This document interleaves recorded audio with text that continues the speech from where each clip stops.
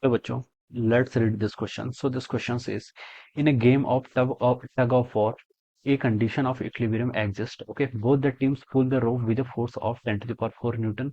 Find the tension in the rope. आपको ये बतानी है रोप पर यहाँ पर कितनी टेंशन एक्ट हो रही है वो आपको यहाँ पर कैलकुलेट करके बताना है। ठीक है, तो चलिए बच्चों, इस क्वेश्चन का की कॉन्सेप्ट आप क्या लिख सकते हैं? The key concept of this question, आपको देखिए यहाँ पर क्या बताना है, टेंशन फोर्स बताना है। तो उसका टेंशन लिख सकते हैं यहाँ पर न्यूटन थर्ड लॉ। देखिए न्यूटन थर्ड लॉ पर बेस्ड आपका प्रॉब्लम है। ठीक है, तो टेंशन भी बेसिकली फोर्स होता है। ठीक है, टेंशन क्या होता है आपका? ऑलवेज पुलिंग इफेक्ट वाला फोर्सेस होता है। ठीक है, पुल करता है। ठीक है, in a game of tug of war देखिए गेम क्या होता है, एक जैसे रस्सी होती है। ठीक है, दिस इज ए रोप, एक रोप है। ठीक है, दो साइड से, एक टीम इस साइड से, एक टीम इस साइड से, दोनों क्या कर रहे हैं, इसको अपनी तरफ क्या कर रहे हैं, इसे पुल कर रहे हैं। ठीक है, अपनी तरफ क्या कर रहे हैं, पुल करते हैं। ठीक है, बीच में देखिए यहाँ पर कोई ऐसी पोजीशन होती है, इक्विलिब्रियम पोजीशन। ठीक है, तो यहाँ से इस तरीके से आपका गेम होता है। ठीक है, टग ऑफ वॉर, एक condition of equilibrium exist, both the teams pull the rope with a force. ठीक है, दोनों टीम्स क्या कर रही हैं आपके, एक फोर्स से क्या कर रहे हैं, इसको अपनी तरफ खींच रही है और एक टीम इसको अपनी तरफ खींच रही है। इक्विलिब्रियम पे है, यानी कि दोनों साइड से आपका सेम फोर्स एक्ट हो रहा है। Find the tension in the रोप, हमसे बोल रखा है कि जो रोप है, रोप में देखिए जो मॉलिक्यूल्स होंगे उनके बीच में कौन सा फोर्स लगेगा, आपका टेंशन का फोर्स लगेगा। ठीक है,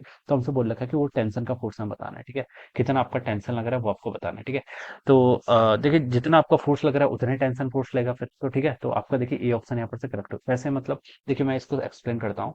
देखिए हम इसको ऐसे समझ सकते हैं, देखिए 10 टू द पावर 4 न्यूटन का फोर्स क्या लगा रही है, एक टीम लगा रही है। ठीक है, both the teams pull the rope with the force. ठीक है, दोनों टीम्स देखिए बराबर इक्वल अमाउंट ऑफ फोर्स लगा रही है। क्या लगा रही है आपका? इक्वल अमाउंट ऑफ फोर्स लगा रही है। तो एक फोर्स तो आपका यह है, दूसरा आपका देखिए from the Newton third law, Newton third law से हम बता सकते हैं कि for every action there is an equal and opposite reaction. ठीक है, 10 टू द पावर 4 न्यूटन से अगर ये टीम इसको अपनी तरफ क्या कर रही है, पुल कर रही है। ठीक है, स्ट्रिंग को, तो यहाँ पर जो आपकी टेंशन जनरेट होगी, ये इक्विलिब्रियम पर है, तो हम बता सकते हैं कि दोनों साइड जो फोर्सेस हैं वो बैलेंस होनी चाहिए। दोनों साइड फोर्सेस क्या होनी चाहिए, बैलेंस होनी चाहिए। जैसे मैंने ये क्रॉस सेक्शन ले लिया। ठीक है, इसका एक छोटा सा पोर्शन ले लिया। इस पोर्शन को देखिए यहाँ पर से एक टीम अपनी तरफ क्या कर रही है, खींच रही है। कितने कितने फोर्सेस है, एफ फोर्सेस है। ठीक है, ये कोई क्रॉस सेक्शन है, मान लीजिए इसका ए इसको मैंने एज्यूम कर लिया।